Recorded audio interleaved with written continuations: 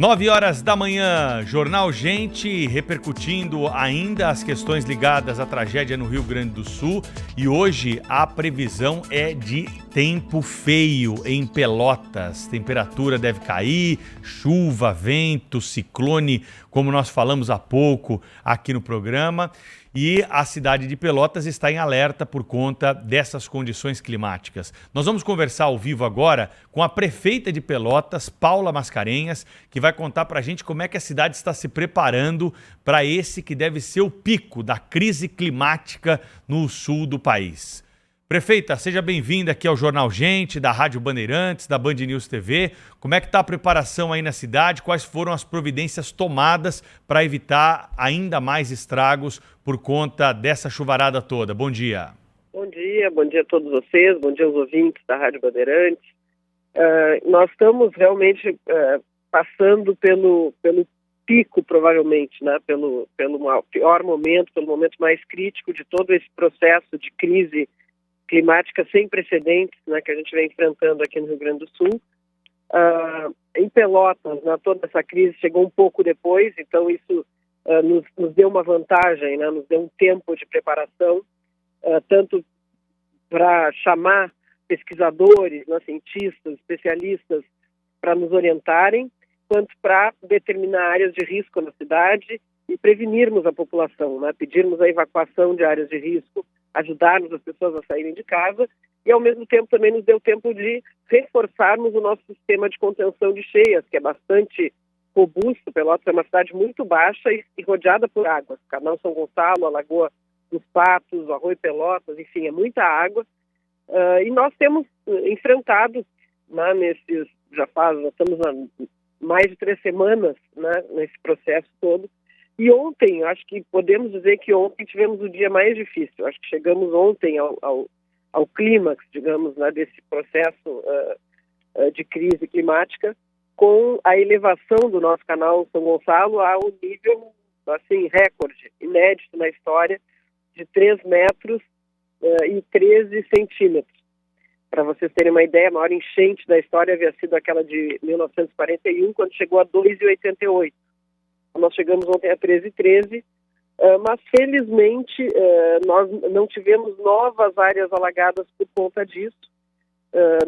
O nosso dique de contenção funcionou bastante bem, nós tínhamos feito reforços, né, elevando nas áreas mais críticas, mais baixas, e ele segurou a força dessas águas. Nós estávamos já num nível muito alto, né, tanto da Lagoa dos Patos quanto do canal.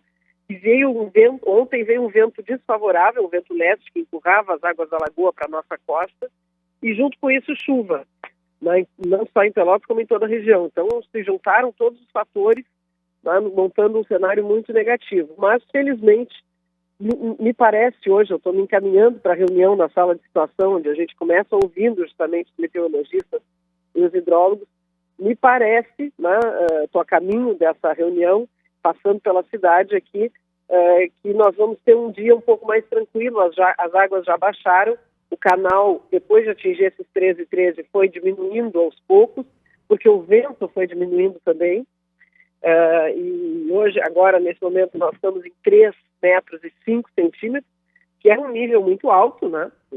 Falei 2,88 como o maior índice, a maior enchente até hoje.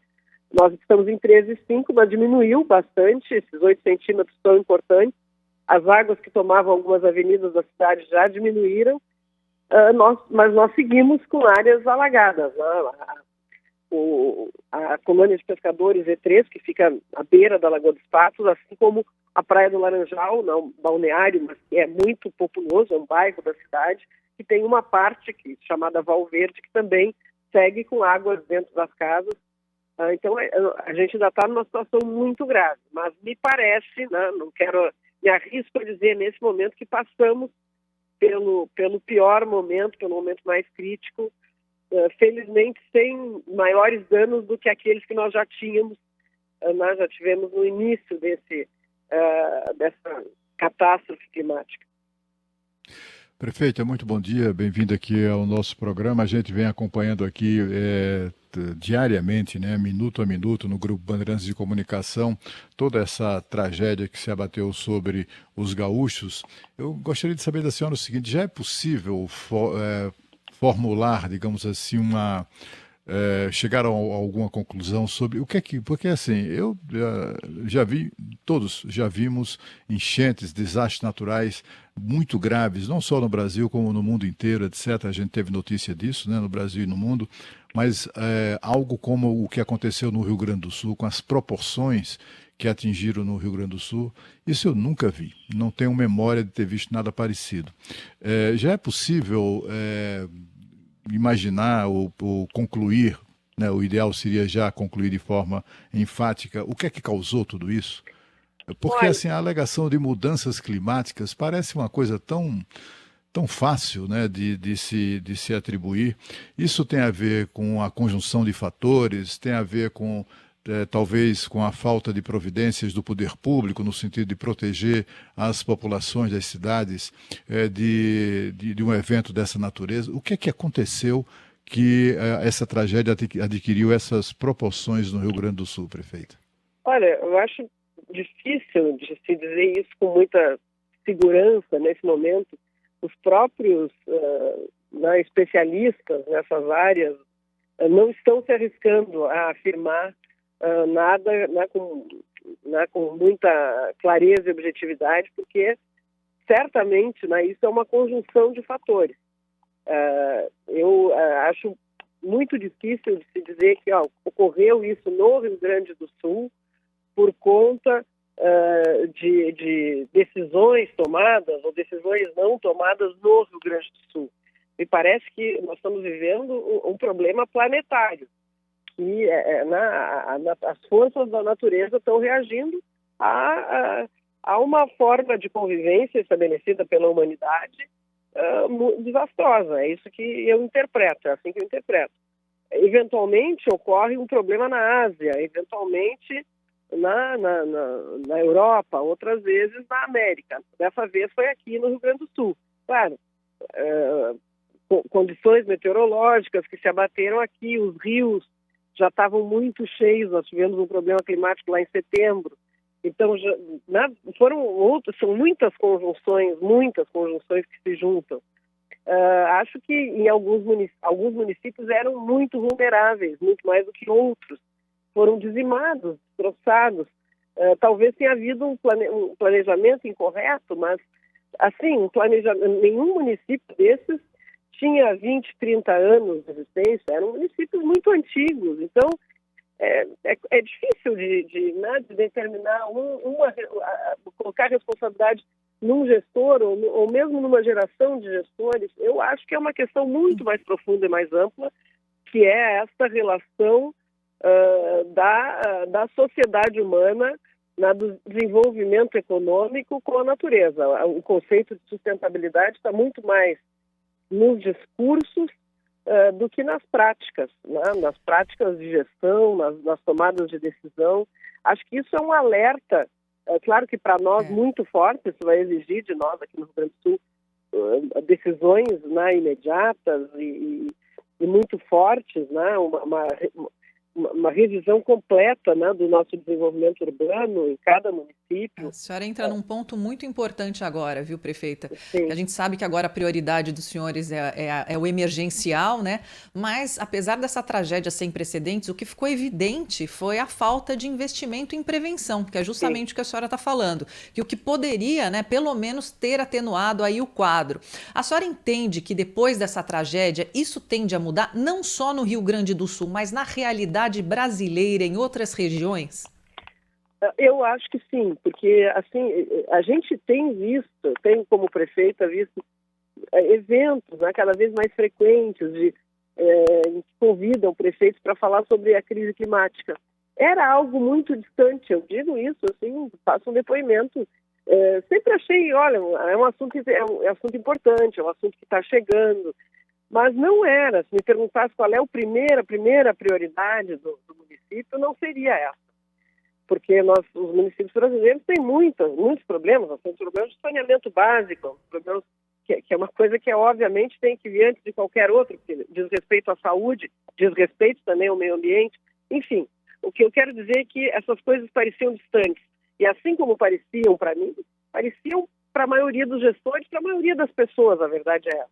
Talvez em municípios, em regiões do planeta mais afetadas, isso apareça com mais nitidez. Que é o que vai acontecer aqui agora. Para nós ficou muito nítido que isso é algo fundamental. Mas não é que o Rio Grande do Sul tem que se preparar.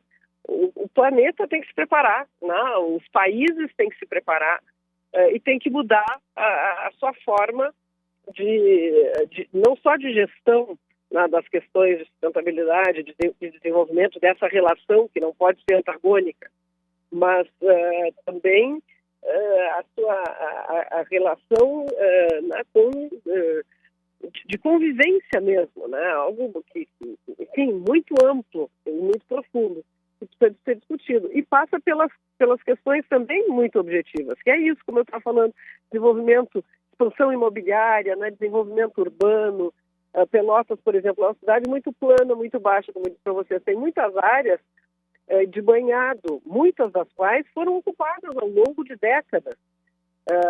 E sempre se discute isso, né? O desenvolvimento econômico na geração de emprego e renda, falando de um lado, e os ambientalistas, né, defendendo de outro, que aquilo, por exemplo, essas áreas de banhado era uma expansão natural do nosso canal São Gonçalo.